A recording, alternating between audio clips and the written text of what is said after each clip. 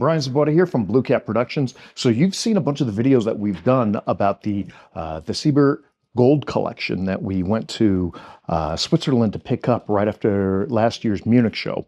Well, we're here in the Crystal Classics booth here at the Tucson Fine Mineral Gallery, and Kirby Siber is actually here right now. So we're going to grab Ian, grab Kirby, and we're going to watch Kirby's reaction to seeing what Ian has done to the collection right here at the Tucson Fine Mineral Gallery. Come on, let's go take a look. So Kirby, welcome to the Crystal Classics showroom here in Tucson. It's the first time you've been here. That's wonderful. Well, I feel right at home. Well, it's a little bit of Europe here in Tucson. So I'm delighted to have been able to buy your and your brother Eddie's collection, your gold collection, back in Switzerland last year. And as promised, we brought it here to Tucson, and we're going to premiere it here at the Tucson Fine Mineral Gallery. So I just wanted to show you the little gold vault, the Crystal Classics gold vault, and you can see, and it maybe explain some of your favorite pieces. I gladly do that. So this is our secret vault, Kirby. After you. Oh, thank you. Yes, of course. Ah. Oh yeah. Oh yeah. I get homesick. Oh yeah. So how many years did it take you to build this amazing collection? Well, actually, almost 60 years. And the way it got started, that we sold an important piece to a German museum. That there was a quartz that was one of the finest quartz crystals groups that was ever found in Arkansas, with doubly terminated quartzes of it. And the German museum bought it. And I needed something as an attraction for our shop to replace it. And when I saw Dave Wilbur's gold display way back in the 60s, and I think it was a Detroit show, he had the first one that I saw a collection of nuggets and crystallized gold. And I thought, this is what I would like to get. And so, by coincidence, not much later, my father, Hans Siber, and my brother, Edward, they went to see Cristalli in California, and they had just acquired what is called the Crespi collection of gold, those fantastic gold leaves. And so they came home with about 5 or 6 of those really very unusual and very bright and beautiful partially crystallized gold leaves. And so the same year, I went to the Detroit show, and I bought over 20 more from that same find. And that was built the core of our gold collection. Yeah. And we had those many, many years and kept adding to it. And so eventually had over 200 gold pieces, some nuggets, some crystallized gold, gold on quartz, gold, whatever. Then the different ways gold occurs. And what occurred to me, that those collectible gold, they make up only a tiny fraction of the gold that's found and processed. But the most of the gold that's been found on Earth is either made to bullion gold or is made to coins or jewelry. But for the gold, for just the gold value as it comes out of nature, this way of collecting is actually a relatively new phenomenon that started maybe in the 60s. Yeah. When I started out collecting golds, many good mineral collectors never had a crystallized gold in their collection. It's true. But then, through better extraction methods, and probably in large part through Cristalli and Wayne Light, they developed a method to make visible gold that for the collectors, and to make sure that crystallized gold would end up in the hands of collectors and not be made to minted gold. Yeah, no, you're right. Very little good crystallized gold was historically kept. Yeah. Originally, some from Romania. You see some in the old European collections back to the early 1900s, late 1800s. But preparing good crystallized American golds in particular was, I guess, like you said, started in the 60s and 70s. And before that, not so much was saved. No. Yeah. And so there is a cultural value in these pieces that should be preserved. You know, it would be a pity if these pieces were again made into jewelry or bullion gold. Yep. Then some real cultural values would be lost, especially the crystallized golds, but these are exceedingly rare. And some of these, like these Colorado golds at the top from Wire Patch, yes. those are from the 1800s, yeah? Yeah, these are from the heydays of gold mining in Colorado. Colorado, yeah. And extremely rare. Tell me about those, Kirby. Where did those? Where did they come from? I think not that this came through a trade with a museum. I think it was from the Harvard collection. That they in the early days they used to exchange if they had duplicates. You know, they exchange them to America. I got this through a complicated deal. The same one like this one. This also came out as an old collection, and actually it's published in a book from the 1880s, in a French book of mineralogy. It's published exactly this piece. So this has also historical value. Yeah, let's take one of those out and have a closer look. And needless to say, these are two of my favorite pieces. Yeah, they were two this of my is favorites. Just, it's from an artistic point of view. I mean, the best artist in the world could not have made it better than this. It's just, it has dynamic, it's balanced, it has unusual shape, it has creativity. It's really a magnificent wonder of the world. And so this is something that I always treasured. Actually, this comes out of my private collection. I know what you bought was actually part of my private collection, plus part of the Siber and Siber collection. Mm-hmm. Or later we'll call this the Siber Collections Company. So I have a very special relationship with this one and with that one. And I think what many people don't realize, Kirby, you're better known in today's mineral and fossil world for your amazing life of digging fossils and collecting dinosaurs. And your private dinosaur collection is one of the finest in the world. Still in Atal in Switzerland. It's still open today, and now run by your daughter Yolanda. But what most people didn't realize is that you also have one of the better mineral collections in Europe. Not just for gold, but also really great classic minerals. And this collection can now be seen. I put it on public display. Not completely yet. About 50% of my crystal collection is on public display, and it's right next to the Dinosaur Museum. It's fantastic. Yeah. And so this also gives me that I can walk into it, and crystals have always given me some enormous pleasure just to see. Yep. I think, and I think I'm not the only one in the world. I think many people get caught by this. They look at crystals and they say, it's like some battery that loads you up internally. You know?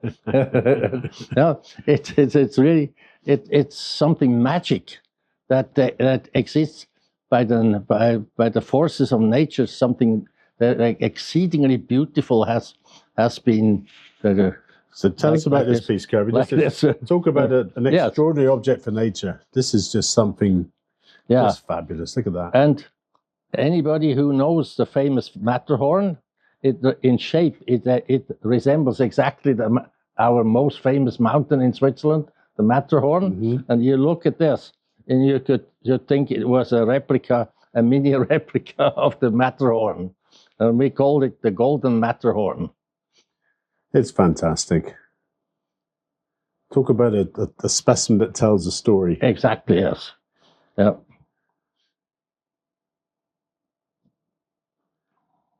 So what other favorites did you have, Kirby?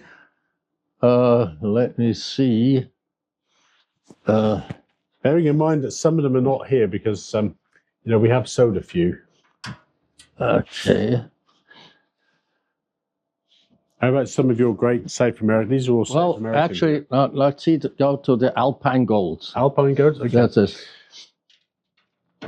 I have actually. To me, the biggest surprise was I always thought that the golds from Europe are not as collector gold are not existent. But in the same way we go about when we go look for dinosaurs, a group of Italian crystal prospectors, they went to explore in old abandoned mines. And there's a mine that historically produced some very rich gold veins, quite close, I think within 10 kilometers of the Swiss border, but on the Italian side.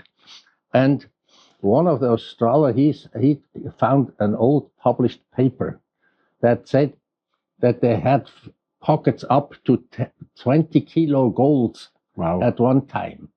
And so they during the winter, when it was foggy and nobody was around, they took their metal detectors and they went into the mine and look and saw, and pretty soon go beep, beep, beep, beep, beep, and so in the darkest, they've got a lot of pieces that they knew the gold was in quartz, but they had to be cleaned up before you could see. But they had to divide it up right there and then.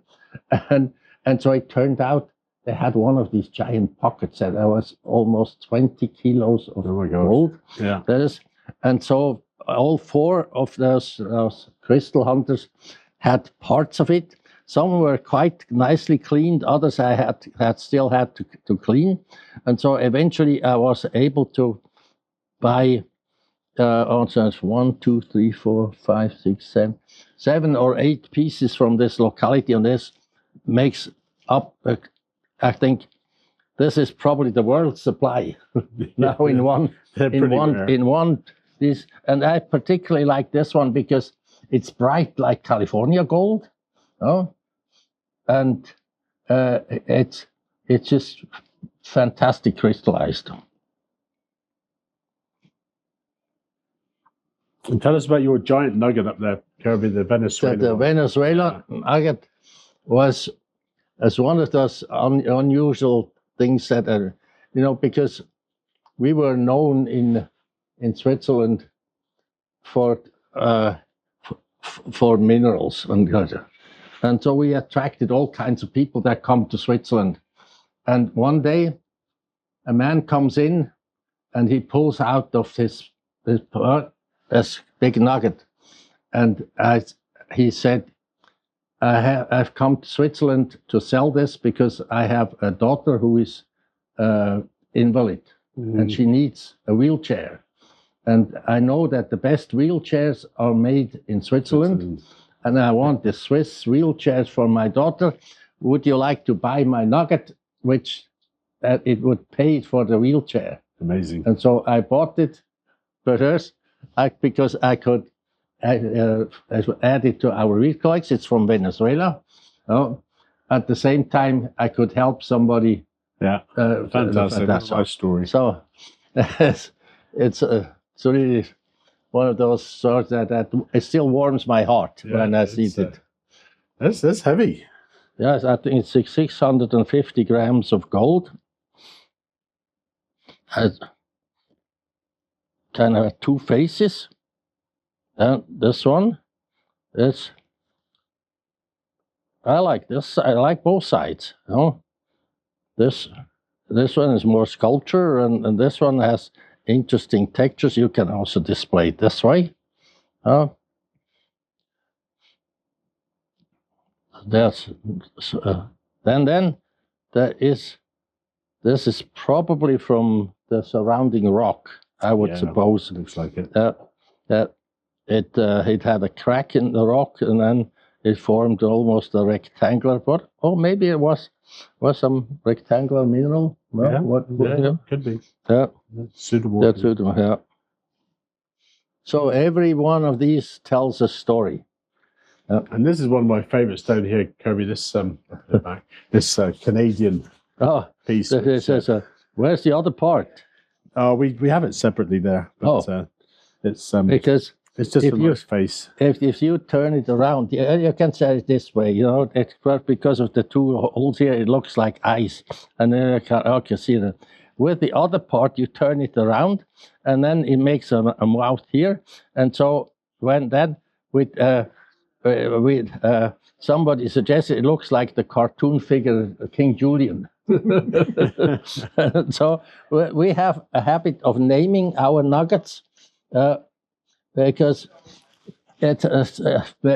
sometimes it's just a lump of gold, but almost all of our nuggets have names because I selected them like this one, the snake god, the old man, the foot, the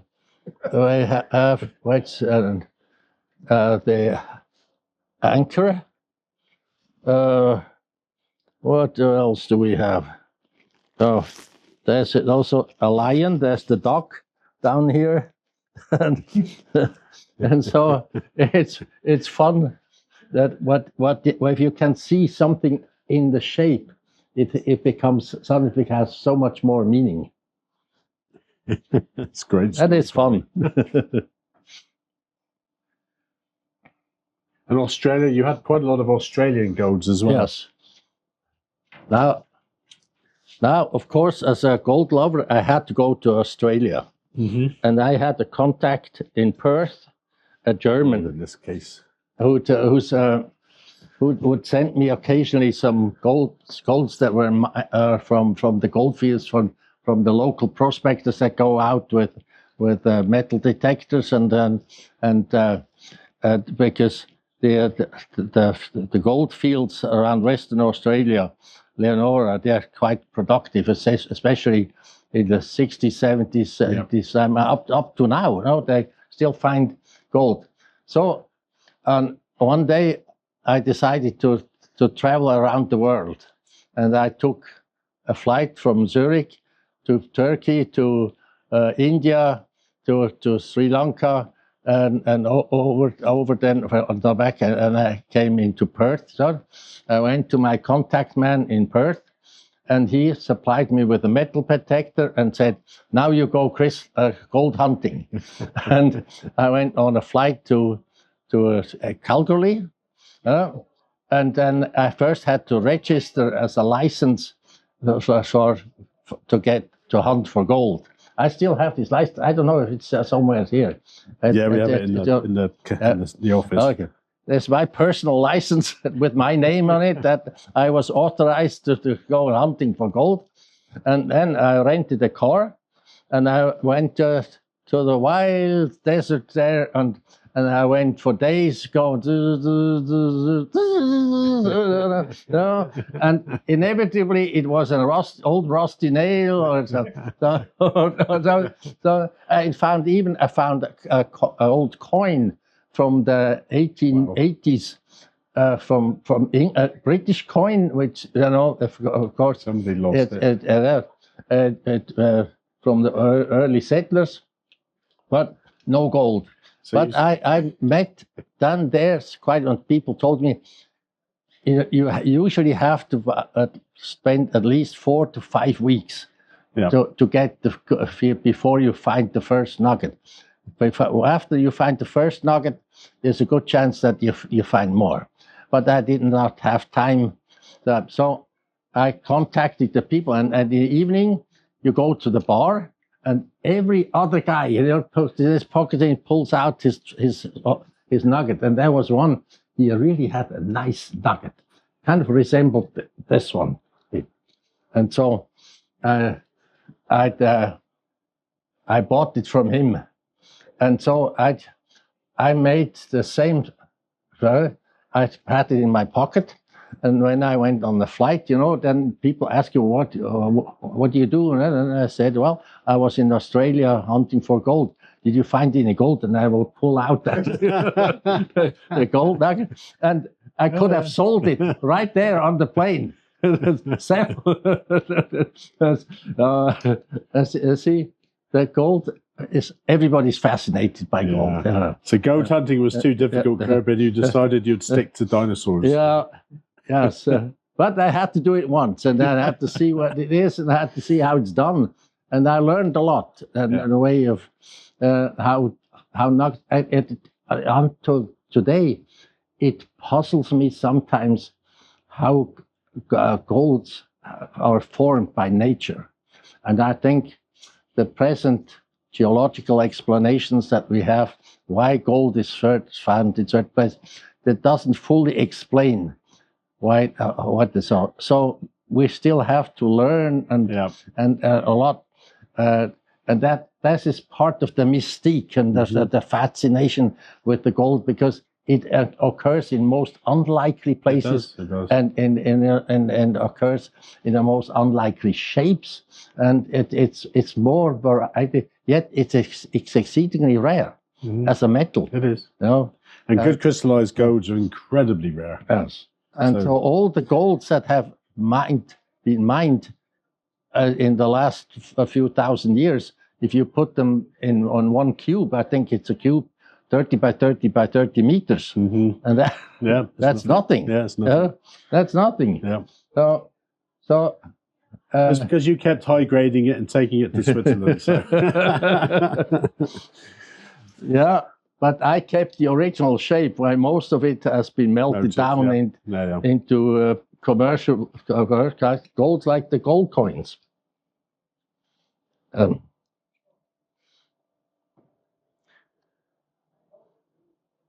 Let's see what's the Nevada golds. I like the Nevada golds because often you have crystallized gold. They have to adhere in rock, so you can kind of reconstruct the geological history. And we know that this at one time was a sediment that was built in the ocean, and there was probably submarine exhalations that occasionally amassed the earth.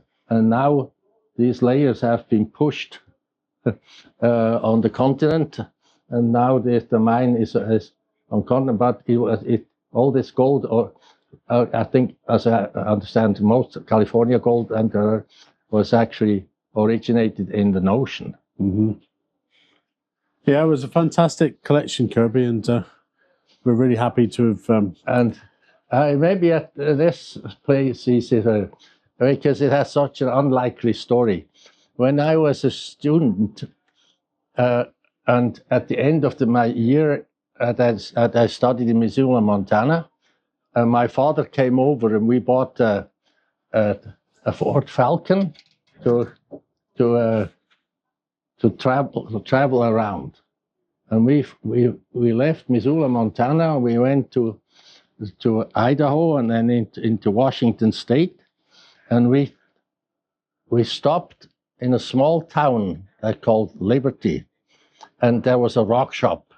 I mean, the rock shop was not even half the size of this room, just enough for an old man and his desk and his vault to be there. And there was not much else that would be of interest. He had some agates and petrified wood stuff, but then he said, "Are you interested in gold?" And then he pulled out not this piece; it's another piece. Yeah, it's not here now, Kirby. So and I had never seen crystallized gold in that form. And is this really gold? It can be. It was so fascinated, and so I persuaded my father to pull out his wallet. so I said, I must have this. I've never even seen anything like it.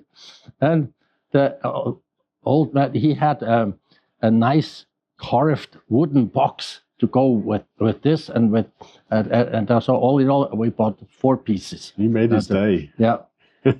and so I think if I can trace back my fascination to gold to this, it's chance encounter I had in the town of Liberty, Washington. Yeah, there's a whole lifetime of collecting, Kirby, that's for sure. It's all the different stages of your life, your South American time, your trips to America, your trips around Europe. It's amazing what you put together. And what I love is all the artifacts that you assembled as well in your and put it in your museum. You know, this is, of course, it's fantastic. also I might tell it is not something that I originally did. It's something that the decorator that helped Christoph the Keilmans to make the special exhibits in the Munich Show. Yeah. At one time, they had an exhibition on gold. And so they asked us to bring our golds there. And so they kind of made it, they put together with objects that in some ways also got loosely connected, culturally connected with the gold, like Inca gold or conquistadores gold or African gold and so on. And when the Munich show was over, which is usually, just for 4 or 5 days, and that's it. So they asked us, can we travel with this gold show to other exhibitions?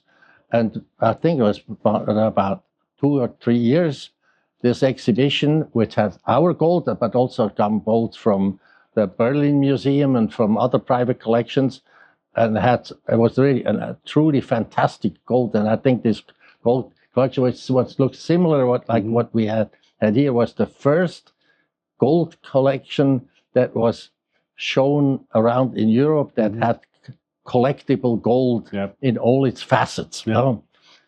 And after about 10 venues, it came back, our parts that we had. And so I said, can I have all the decorations that they put in, which included those I brought from Peru, but some other stuff that was in it, and so